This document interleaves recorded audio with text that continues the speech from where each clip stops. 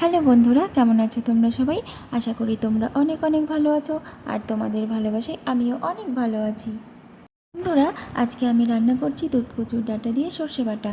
তাই সেই ভিডিওটা তোমাদের সাথে শেয়ার করছি। বন্ধুরা দেখো, আমি যে দুধ কচুর ডাঁটাগুলো কেটে তোমাদের সামনে এনেছি, সেগুলো কিন্তু আমি বাজার থেকে কিনে আনিনি। এটা আমার বাগানেই হয়েছিল, আর সেটাই আমি কেটে ভালো করে ধুয়ে বেছে নিয়েছি। এবার আমি এই ডাঁটাগুলোকে ভালো করে সিদ্ধ করে নেব। সেই জন্য কড়াইও বসিয়ে দিয়েছি, আর কড়াইয়ের মধ্যে সামান্য পরিমাণ লবণ দিয়ে নিলাম, যাতে খুব সুন্দরভাবে এই দুধ কচুর ডাঁটাগুলো সেদ্ধ হয়ে যায়।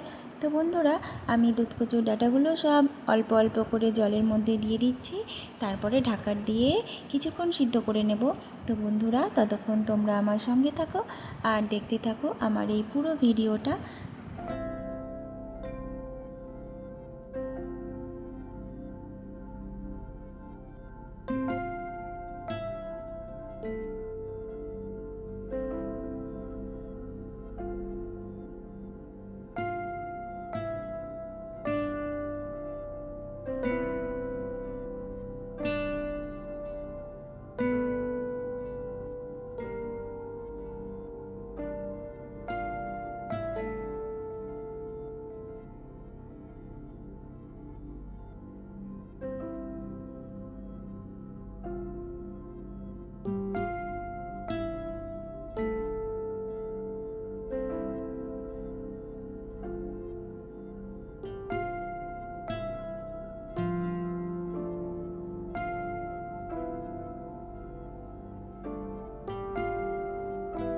বন্ধুরা, দুধ কচুর ডাঁটাগুলো সিদ্ধ করে আমি নামিয়ে নিয়েছি, আর তারপরে জল দিয়ে ভালো করে ধুয়ে চিপড়ে নিয়েছি, যাতে দুধ কচুর ডাঁটার মধ্যে কোনো জল না থাকে।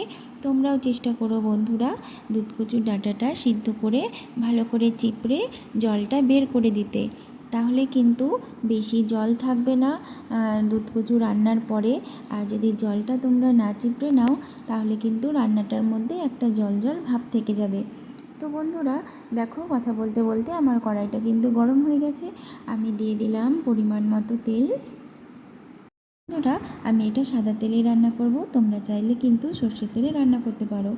আমি ফোড়নের জন্য এবার দিয়ে দিলাম শুকনো লঙ্কা আর সর্ষে। তো সর্ষে আর শুকনো লঙ্কাটা একটু ভাজা ভাজা হলেই আমি এর মধ্যে থেতো করা রসুন দিয়ে দেব। রসুনটা আমি আগেই থেতো করে রেখেছি, আর হ্যাঁ, কাঁচা লঙ্কাও থেতো করে রেখেছি। তো সেগুলো আর তোমাদের সাথে শেয়ার করলাম না, তোমরা তো সবাই সব কিছুই জানো। এগুলো না দেখালেও কোনো অসুবিধা নেই, তাই তো বন্ধুরা? তাই আর সেগুলো দেখালাম না। রসুনটা দেখো আমার ভাজা ভাজা হয়ে গেছে। এবার আমি আমার থেতো করা যে কাঁচা লঙ্কা রয়েছে সেটা দিয়ে ভালো করে ভাজা ভাজা করে নেব। তারপরে আমি অল্প অল্প করে যে দুধ কচুর ডাঁটা সিদ্ধ করে রেখেছি সেটা দিয়ে দেব। তো বন্ধুরা, তোমরা কিন্তু ভিডিওটা একদম স্কিপ করো না, আমার এই রান্নাটা দেখতে থাকো। আশা করি তোমাদের অনেক ভালো লাগবে।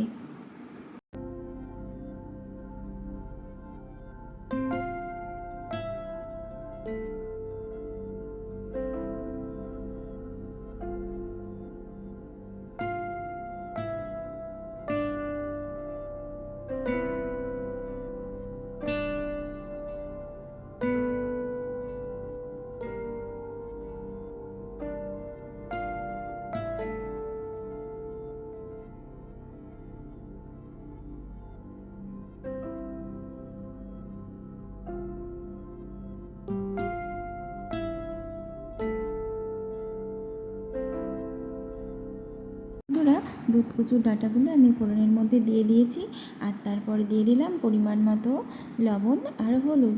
এবার আরও কিছুক্ষণ আমি রান্না করে নেব।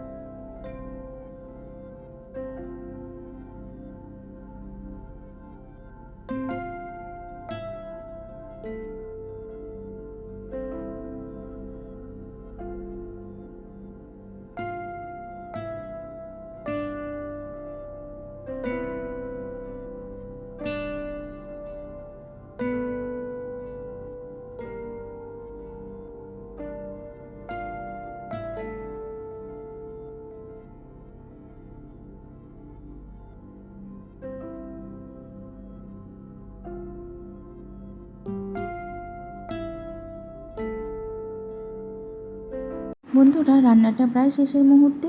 এখন আমি এই দুধ কচুর ডাঁটার মধ্যে সর্ষে বাটা দিয়ে দেব। সর্ষেটা অবশ্য আমি আগেই বেটে রেখেছিলাম, তাই তোমাদের সাথে আর দেখালাম না। জানি তোমরা সবাই সর্ষে বাটতে জানো, এটা কোনো ব্যাপার না, খুবই সামান্য একটা ব্যাপার, তাই দেখানোর কোনো প্রয়োজন মনে হয়নি আমার কাছে, তাই আর তোমাদের দেখালাম না। তো তোমরা দেখলে যে আমি দুধ কচুর মধ্যে বাটা সর্ষেটা দিয়ে দিলাম। এবার আরও কিছুক্ষণ রান্না করে নেব। তো বন্ধুরা, তোমরা সঙ্গে থাকো আর দেখতে থাকো।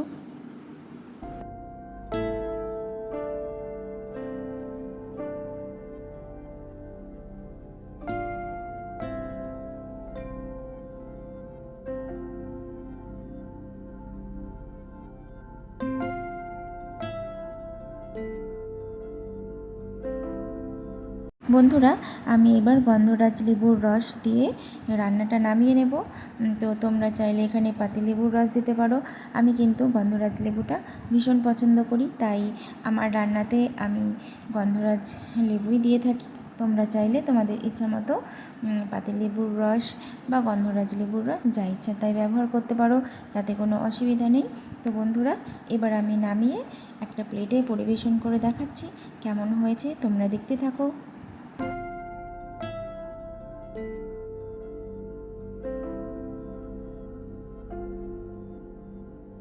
বন্ধুরা, আমার এই দুধ কচুর সর্ষে বাটা রান্নাটা দেখতে যতটা সুন্দর হয়েছে, খেতেও কিন্তু ঠিক ততটাই ভালো হয়েছে। তোমরা অবশ্যই একবার এই রান্নাটি বাড়িতে রান্না করে খেয়ে দেখবে, অনেক ভালো লাগবে তোমাদের। আর নতুন বন্ধুদের উদ্দেশ্যে বলি, আমার রান্নাটি যদি তোমাদের ভালো লাগে তাহলে আমার চ্যানেলটা সাবস্ক্রাইব করে আমার পাশে থেকো। আমি কিন্তু আমার চ্যানেলে এইরকম সাদামাটা রান্নার ভিডিও দিয়ে থাকি। তো বন্ধুরা, আজকে এই পর্যন্তই। টাটা, সবাই ভালো থেকো।